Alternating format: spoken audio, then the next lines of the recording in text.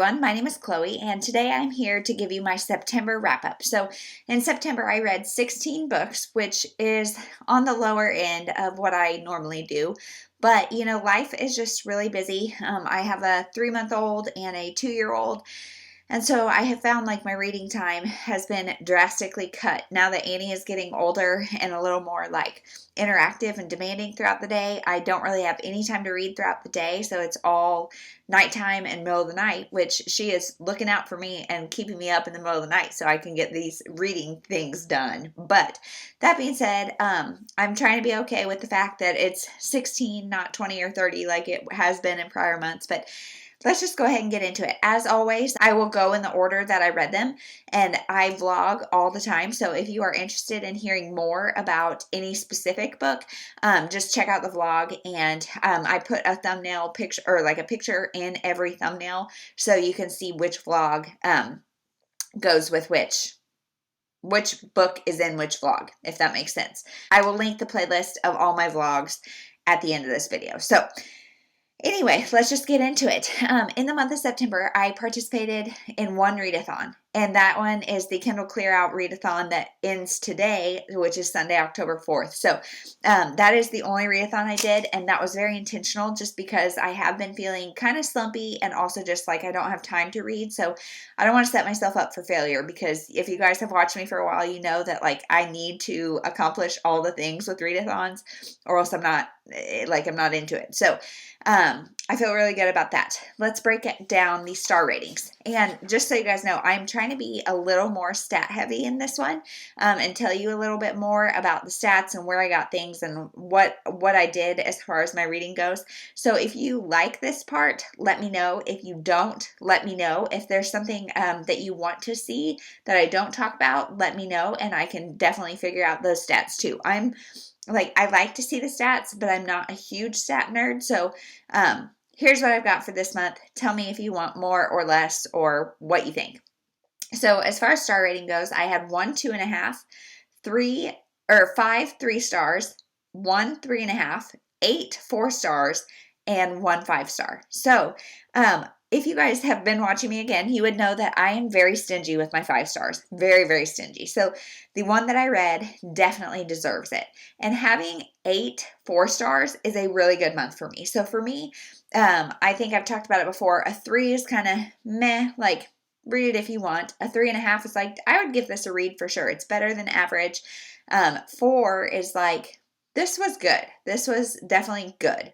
4.5 is like, it was almost perfect. It was just missing like one little thing. And 5 was like, I would not change a thing about this book. So my average for this month was 3.625. And then I looked at Goodreads, and the Goodreads average of all of these, it was 4.14. So I'm a little below average, which makes sense because I am kind of hard, like a stingy rater. So overall, I have read some really good books.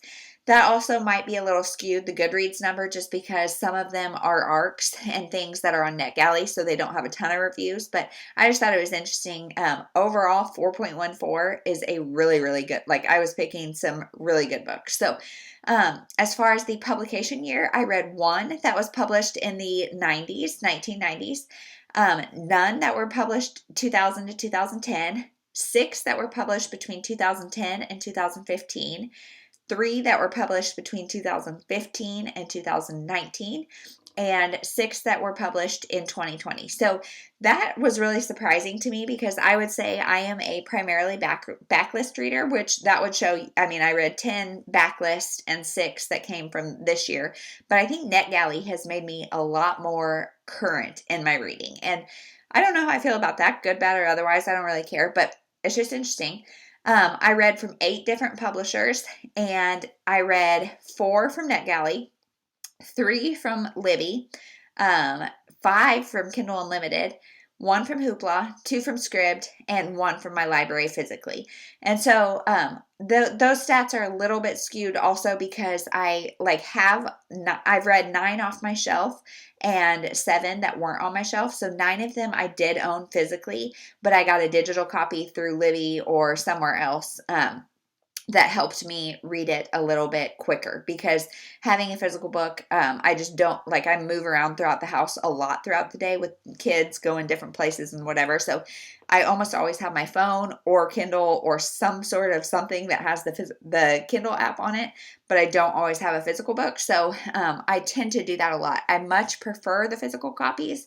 And so like at night, I'll read the physical copy, but then like during the day, if I can read a couple pages here and there, I pick up whatever device I have near me. So, yeah, that is all the stats that I did for this month. So now let's just get into the books. So the first ones I read are 3 Christmas books that I read back to back to back, and they are all from NetGalley. So the first one was Home for the Holidays by Sarah Richardson. You guys, this one started so strong for me. I ended up giving it 3 stars. It's about 3 women who all have different things going on, and they end up coming home for the holidays, kind of. And one of them, I think they're sisters, I can't even remember, but one of them has a fertility issue. And as someone who struggled with infertility, I just thought it was not handled well at all. It was really offensive, and just it wasn't handled well, in my opinion. And this book started like coming at you with the gut punch, and like it was going to be this really strong women's fiction. And then by the end, it very much had changed vibes and wanted to be just like a sweet holiday romance. And so nothing is wrong with either of those, but trying to do both in one book didn't work out in this case. Like, I feel like she either needed to commit to being a like hard-hitting women's fiction, like with a redeeming Christmas quality, or she needed to just do a light and fluffy romance. Trying to throw the two things together and like making the deep stuff all of a sudden okay because it's this light and fluffy romance didn't work. So 3 stars on that one. Then we had The 12 Dogs of Christmas by Lizzie Shane, and this one I gave 4 stars. This one was so cute. It is the first in a series, but it's just the 12 Dogs of Christmas is just coming out. So it is the only one that is currently published in the series. But it is about this woman who runs this animal shelter, and they are losing their funding because of this guy, basically. And so he then feels bad and decides to help her try to get these 12 dogs adopted before Christmas. So they start featuring them in the newspaper and that kind of stuff. And it's so cute. If you are a dog lover or a pet lover, this book is for you. So cute.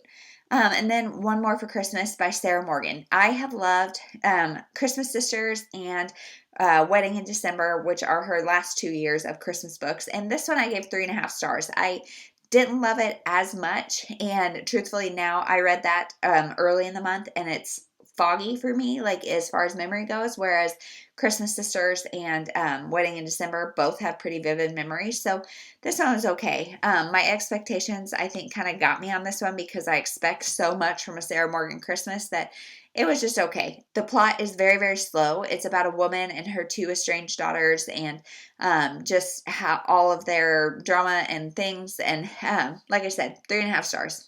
Then I read Undercover Bromance by Lyssa Kay Adams, and this is number 2 in the Bromance Book Club series, and I just love this series. It is so good. This one I gave 4 stars, and I don't like it quite as much as the Bromance Book Club, but I still really enjoyed it. It is about a woman who witnesses her boss sexually assaulting another girl in their business. It's a restaurant, and she's a chef, and so she like kind of confronts him and loses her job.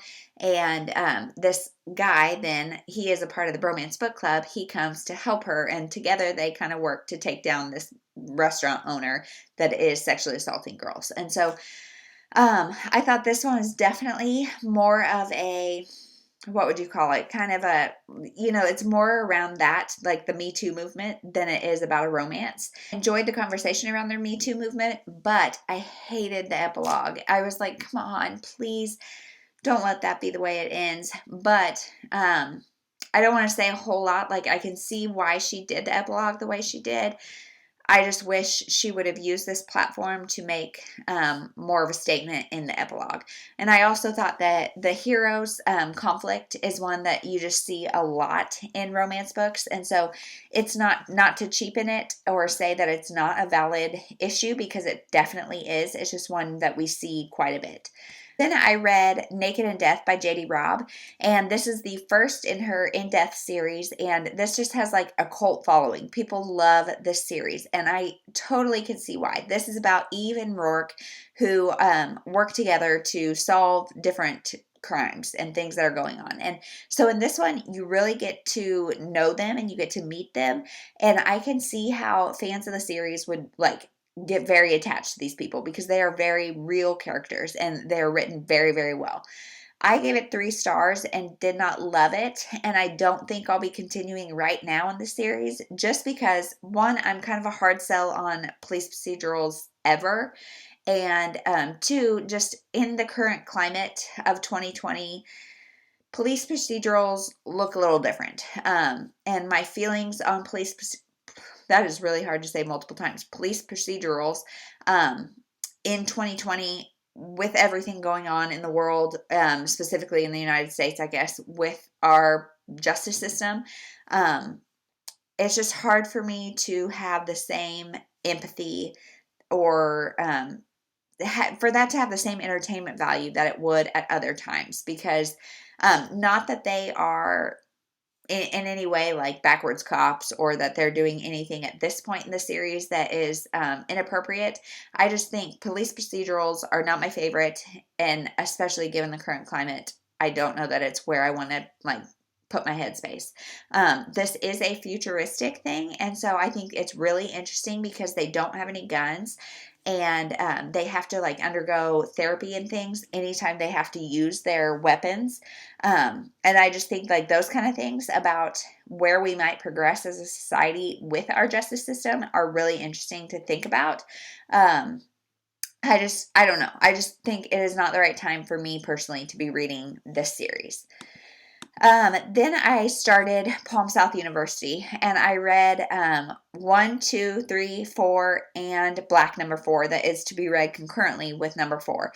And so the series as a whole, I would say, is really entertaining. If you like Gossip Girl, I think is what I've heard. Gossip Girl meets Greek. It's a lot of drama, Greek life, a lot of interconnected relationships, a lot of very authentic college experience, in my opinion. I really enjoyed it, and the first 2 were definitely my favorite. As we continued in the series, it got more and more smutty and very much about the like physical relationships and less about the characters as an individual. And like in the first 2, you really get to know the characters, know them personally, and I feel like that kind of gets lost as the series goes on. And Black number 4, like I said, is to be read concurrently with number 4, which is Legacy. And I did not like reading them that way because Black number 4 focuses on 2 characters, whereas the rest of the series focuses on 6 characters. So when you are jumping into the character, like just the 2 characters, we get to know different perspectives and different viewpoints on things that are happening, but it also kind of pulls you away from the other 4. So then coming back to the bigger story is less interesting unless it involves those 2 characters, and it did get kind of repetitive. I don't know. This is my first experience with something like that where it's the same story told from different viewpoints, and I don't know that I like it, but this time specifically, I don't feel like it worked for me. So I gave the first 3 4 stars, and then Black number 4 and Legacy 3 stars. And I don't know if that is necessarily fair because it might have been the reading experience of reading them both at the same time that kind of dampened my enjoyment of both. So in the middle of that, I also read Life Interrupted by Priscilla Shirer, and this is one that I got from a subscriber that is a Christian nonfiction about just navigating the unexpected and the things that get thrown at us that are kind of inconvenient and kind of hard and just not the way we would plan things, and just how to navigate that, and especially from a Christian lens. And so I gave this a 3 stars. It came at a like ridiculously perfect time. I had a health scare that went on, and I left the doctor one afternoon and then came home, and the next morning that was on my doorstep. And so it was just amazing timing. Something I definitely needed to read. The beginning part was very insightful and very like comforting to me at that time, but then the end got very preachy. And so it almost implied that like we are consciously making decisions in every move to obey or disobey God's plan. And I just don't think, I think that is assuming a lot about how well we hear God's voice. And it just, like I said, got a little too preachy for me. So 3 stars. I really enjoyed it and am really grateful for the timing of it and the insight that I did get from it. Next is Wish You Were Here by Renee Carlino. This was also sent to me by a wonderful subscriber, and this one is I gave 4 stars. It was very good. Renee Carlino just does emotional romance so well. So this one is about a woman who randomly has a one-night stand. She is not a one-night stand type person, but she meets this guy in a really cute situation. They have a one-night stand, and then he, like, at the end of the night or in the morning or whatever, gets really, really weird, and you don't know what is going on. And so then that's the end of that. And years later, she's with somebody else, and that other guy comes back into her life. And so it's her trying to navigate all of that. There is a major trigger warning for cancer and just death of a loved one, and it was so good, so emotional, so good. I thought the boyfriend that she had was so understanding and kind and patient and just everything you could want from a guy, and I loved him. And the story in general was just very good. Renee Carlino does not disappoint. Then I read The Lost and Found Bookshop by Susan Wiggs, and this was our book club pick for the Book Sisters. I will link the live show somewhere, and you can find out that that is my 2.5 stars, and I'm so bummed about that because this is the book that started the book club, because Sarah and Bree and I were talking. We talk frequently on Voxer, and we all were going to buddy read that book together regardless. And so then we were like, why don't we invite everybody in with us and make a book club? And so we did.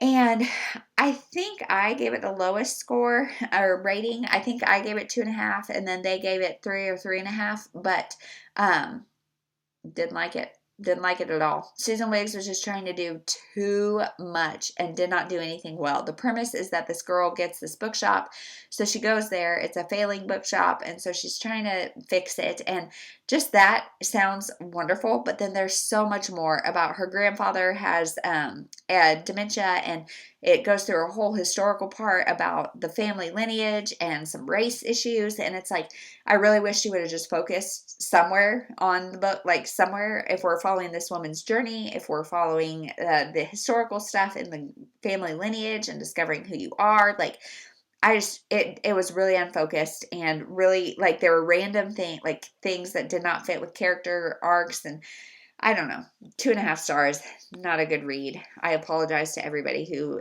endured that one with us. But the next book I read was New Kid by Jerry Craft, and that was my 5 star. And this is 2 things that I don't frequently read. It's middle grade and a graphic novel, and I don't read either of those very much, and I don't know why, because I loved this book. So this book is about a very light-skinned black boy, and he is taken from his school. Like, he lives in a rougher part of New York, I think, and he is sent to this, like, very prestigious, predominantly white school.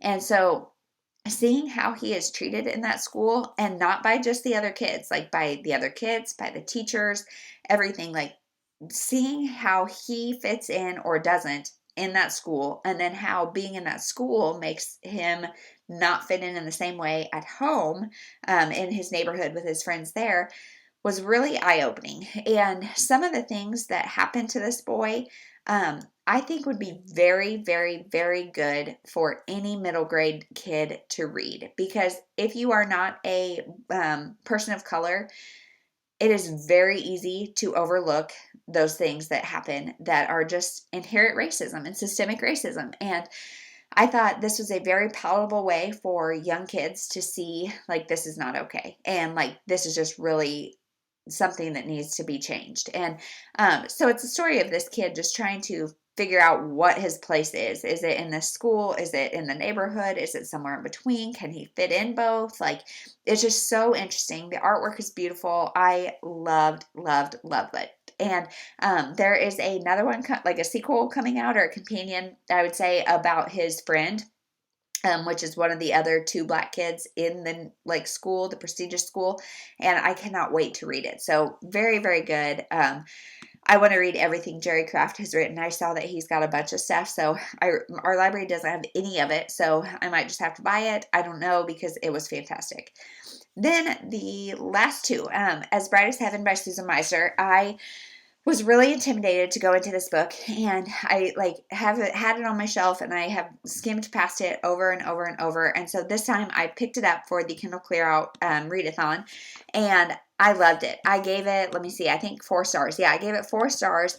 This is about the Bright family, and they moved from Quakertown to Philadelphia in 1918, I believe, right in the middle of World War I, and right in the middle of the Spanish flu pandemic. So reading about a pandemic, a worldwide pandemic, in the time that we are going through a worldwide pandemic, was oddly comforting for me. So this family, immediately, page 1, you fall in love with the family. They have lost an infant son, and so the mother especially is really struggling with that. So they move to Philadelphia and decide to help take over a funeral home. Their family runs, it's the uncle, he runs this funeral home. So they go, and she is saying like, hey, I'm going to immerse myself in death, basically, so I can get over the loss of my child, which I don't know that you ever would get over that. But then the Spanish flu hits, and they're really immersed in death. And Susan Meisner goes there. She does not spare anybody. There's like